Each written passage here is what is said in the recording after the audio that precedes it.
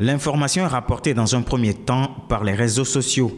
Elle est ensuite reprise par les mouvements de défense des droits de l'homme, notamment le mouvement Martin Luther King. Elle faisait état d'un jeune étudiant togolais qui aurait été emprisonné en Ukraine. Selon les recoupements, le jeune Togolais quittait le pays en août 2024 avec un visa d'études délivré par la Russie par l'entremise de sa représentation à Cotonou. Arrivé en Russie, il serait contraint de se faire enrôler dans l'armée russe pour aller combattre en Ukraine. Sur le front, la nouvelle recrue a été sérieusement blessée. Abandonné par les siens, il sera capturé par les forces armées ukrainiennes et jeté en prison. Pour le mouvement Martin Luther King, c'est le moment pour les premiers responsables du pays de tout mettre en œuvre pour la libération du compatriote. Déjà, des correspondances ont été adressées au chef de l'État, puis au ministre des Affaires étrangères. La présence de cet étudiant togolais sur les fronts ukrainiens n'est pas un cas isolé. Après l'invasion de l'Ukraine par la Russie, les ressortissants africains avaient été impliqués dans la guerre par les deux camps.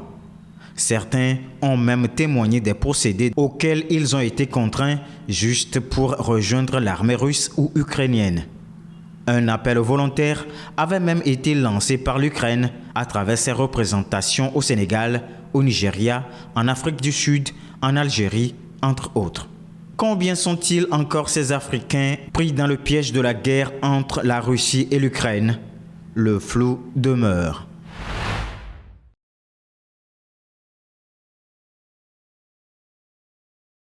L'Office togolais des recettes OTR a clôturé l'année 2024 avec une mobilisation de 1098 milliards de francs CFA auprès des contribuables, atteignant ainsi plus de 98% des objectifs fixés par la loi de finances rectificative qui prévoyait 1113 milliards de francs CFA. Cette annonce a été faite récemment par l'administration fiscale lors d'une rencontre d'évaluation consacrée aux performances de l'institution. En détail, l'OTR a dépassé le seuil des 1000 milliards de francs CFA, marquant une progression notable par rapport à 2023 où les recettes fiscales s'élevaient à 990,1 milliards de francs CFA. Ce chiffre dépassait déjà les prévisions initiales de 912,1 milliards de francs CFA. Comparé à l'année précédente, la collecte de 2024 affiche une hausse de 10%. Conscient des défis à relever, l'OTR ne compte pas s'arrêter là. L'institution entend poursuivre cette dynamique afin d'assurer une mobilisation fiscale excédant les 1000 milliards de francs CFA essentiellement au financement du budget national. Pour 2025, elle ambitionne de collecter 1210 milliards de francs CFA, soit une progression de 8% par rapport aux objectifs de 2024.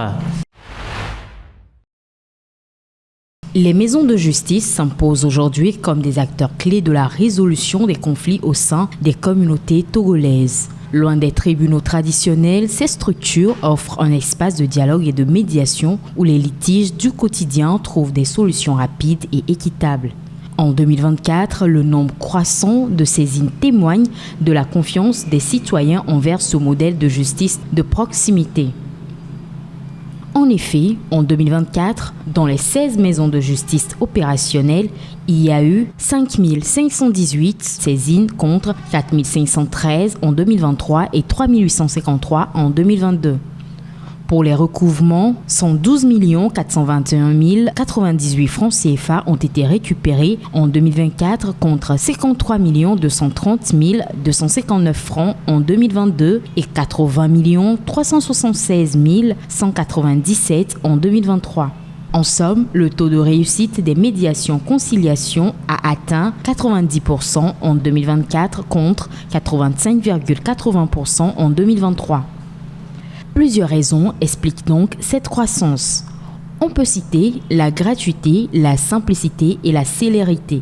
L'objectif principal de la maison de justice est de faciliter à travers les langues locales, par la conciliation ou la médiation, la résolution des petits litiges, apportant ainsi un premier niveau de conseil et d'information juridique aux populations à la base.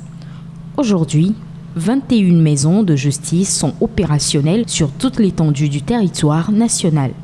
Notons que l'initiative des maisons de justice a été formalisée le 27 février 2018 par décret présidentiel. Pour l'exécution, soutenue depuis le début du projet par le Programme des Nations Unies pour le développement, PNUD, l'ambition est d'améliorer le maillage du territoire avec ses infrastructures afin de rapprocher davantage la justice des citoyens.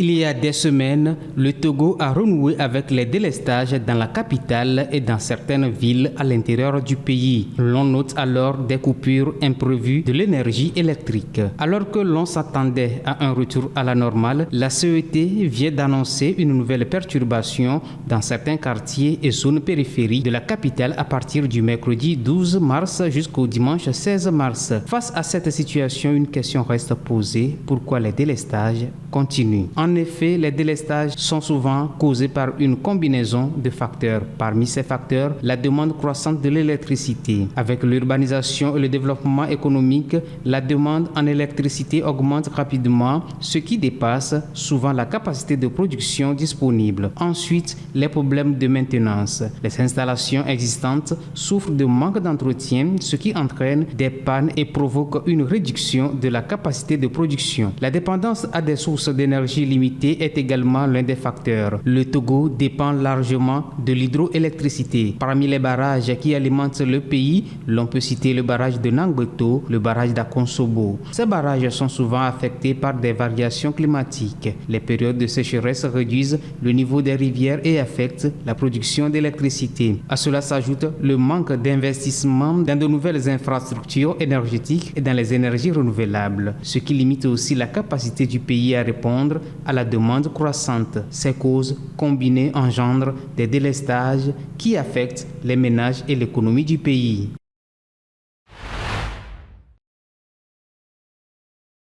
L'avenir de la loi sur la croissance et les opportunités économiques en Afrique AGOA se fait de plus en plus incertain. Les tendances actuelles et futures de la politique américaine semblent modifier la trajectoire de l'AGOA. En témoigne le dernier rapport publié par le Congressional Research Service. En effet, selon le CRS, qui est un institut de recherche sur les politiques publiques du Congrès américain, les exportations des pays d'Afrique subsaharienne vers les États-Unis ont atteint 8 milliards de dollars en 2024. Ceci constitue une baisse de 13% par rapport à l'année 2023. Rappelons que chaque année, les États-Unis actualisent la liste des pays éligibles à l'AGOA en fonction de leur attachement à l'économie du marché et au respect de l'état de droit et surtout aux politiques de lutte contre la pauvreté. Et selon le rapport, une poignée de pays alimente le programme de l'AGOA. Seuls 5 pays africains ont concentré en 2024 près de 65% des exportations africaines vers la première puissance mondiale. Il s'agit de l'Afrique du Sud, du Kenya, du Madagascar, de la RDC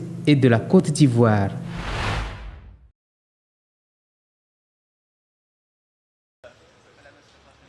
Ce lundi, le Niger a annoncé son retrait de l'OIF, l'Organisation internationale de la francophonie. Ce départ marque un tournant dans la politique extérieure du pays qui rompt ainsi ses liens avec la France. L'OIF regroupe 88 États, principalement francophones. Cette rupture est d'autant plus symbolique que l'organisation a été fondée à Niamey en 1970. Dans un communiqué, le ministère des Affaires étrangères nigérien a précisé que cette décision a été prise de manière souveraine. Suspendu de l'OIF après le renversement du président élu Mohamed Bazoum, le Niger avait été sommé par l'organisation de rétablir l'ordre constitutionnel et de libérer Bazoum qui reste toujours détenu par la junte au pouvoir. Ce retrait survient après que le Niger ait également quitté la communauté économique des États de l'Afrique de l'Ouest. Le Niger forge désormais des alliances avec les juntes militaires du Burkina Faso et du Mali, ainsi qu'avec la Russie, et se détourne progressivement de ses relations avec les puissances occidentales. La décision a été prise à l'unanimité des 27 États membres ce lundi.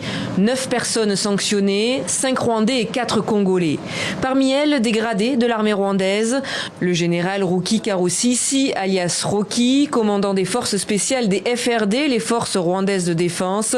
Les généraux Pascal Mouizi et Eugène Kumbito, commandant des 2e et 3e divisions des FRD, sont aussi présents sur cette liste. On retrouve également Francis Kamanzi, qui occupe depuis Depuis février 2024, le poste de directeur général de l'Office rwandais des mines du pétrole et du gaz.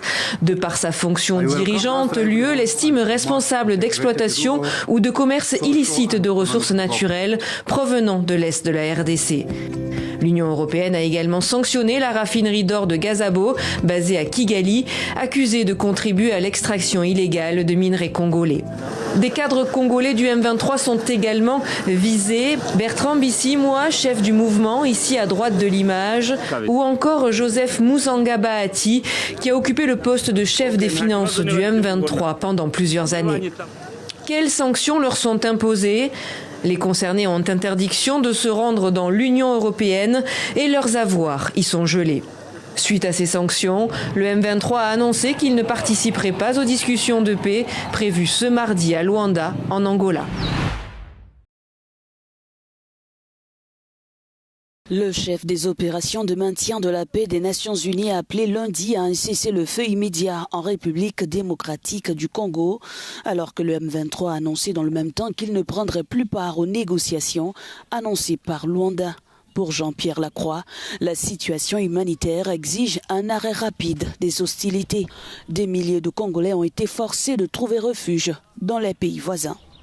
La première étape, c'est de parvenir à un cessez-le-feu et je pense qu'il est important que tous les efforts diplomatiques et tout ce qui est possible soient faits pour atteindre cet objectif de cessez-le-feu. La MONUSCO est prête à jouer un rôle dans la surveillance du respect du cessez-le-feu. Nous nous y préparons. Nous avons des plans pour cela. Je pense que le temps est un facteur essentiel.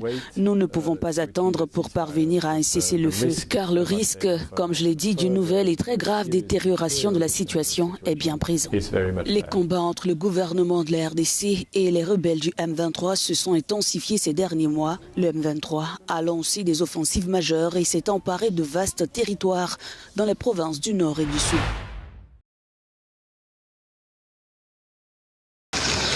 Un mois et demi après les affrontements entre les Wazalendo et l'armée congolaise qui ont fait 26 morts et paralysé la ville entière, les autorités provinciales tentent un retour à la normale et rouvrent les écoles. Mais cette reprise est largement boudée par les parents, toujours très inquiets pour la sécurité de leurs enfants. On a suivi tous les communiqués nous demandant d'envoyer les enfants à l'école, mais il n'y a pas assez de garanties.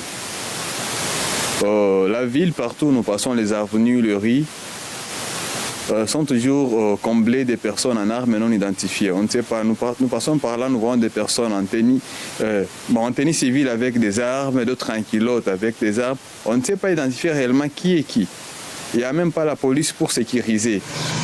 Dans toutes les écoles, publiques comme privées, les enseignants ont pourtant répondu présents pour la reprise de lundi. Mais les salles de classe sont restées vides toute la journée. Selon cette conscience professionnelle, on sait qu'on a une prévision de matière qu'on doit faire respecter. C'est difficile d'atteindre l'objectif pour cette année, mais nous allons nous forcer. Si le parent nous envoie des élèves, mais avec une mesure de prudence, nous vivons un état critique de l'insécurité. On ne sait pas jusqu'à présent où vont les choses. Après la chute de Bukavu le 16 février dernier, Uvira est devenu le nouveau siège des autorités provinciales.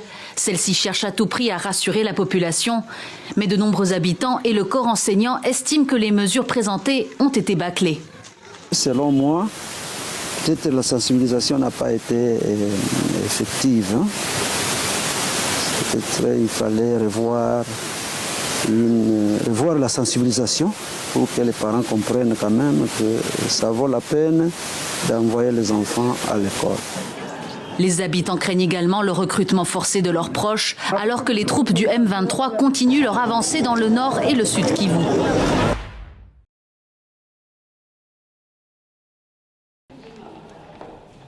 Agatha Biarimana sera-t-elle mise en examen en France ? La Cour d'appel de Paris doit examiner mercredi le recours déposé par le parquet national antiterroriste français contre la veuve de l'ancien président rwandais Juvenal Habyarimana. Le document porte sur son rôle présumé dans le génocide des Tutsis de 1994 au Rwanda. Agatha Biarimana, 82 ans, pourrait être inculpée pour association de malfaiteurs en vue de commettre le génocide et des crimes contre l'humanité. Alors que la justice française a ouvert une enquête contre l'ex-première dame du Rwanda depuis 2008 pour complicité de génocide et de crimes contre l'humanité. Les enquêteurs mettent en avant le rôle qu'elle aurait joué au sein de l'Akazu, un groupe proche du pouvoir hutu accusé d'avoir planifié le génocide.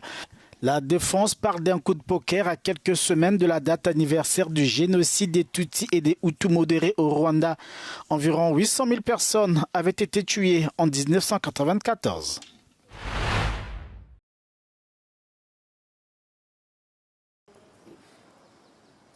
Alors que les souverains des Pays-Bas effectuent une visite d'État de 3 jours au Kenya, le roi Willem-Alexander a fait référence aux droits de l'homme des Kenyans lors d'une allocution mardi.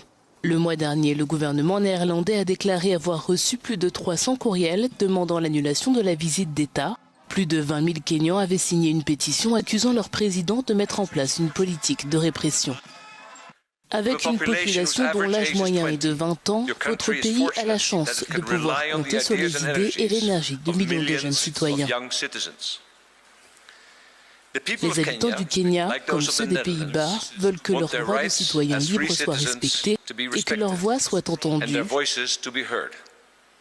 Je suis heureux que les relations solides et mûres entre nos deux pays nous permettent de consacrer notre attention au cours de cette visite à des questions telles que les droits de l'homme, la bonne gouvernance et l'obligation de rendre des comptes. Le roi Willem-Alexander a été honoré par une salve de 21 coups de canon et a inspecté une garde d'honneur au bureau gouvernemental du président kényan William Ruto. Nos nations partagent un partenariat stratégique qui remonte à 1964.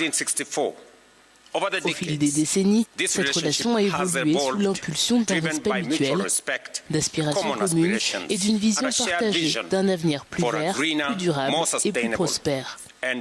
Nous avons discuté de l'approfondissement de la coopération dans les domaines de l'agriculture, du commerce, du tourisme, de l'action climatique et de la sécurité régionale. La ville de Nairobi a été accusée d'arrêter et de détenir ses détracteurs, en particulier après les manifestations antigouvernementales de juin 2024, durant lesquelles les manifestants ont protesté contre les nouvelles taxes votées.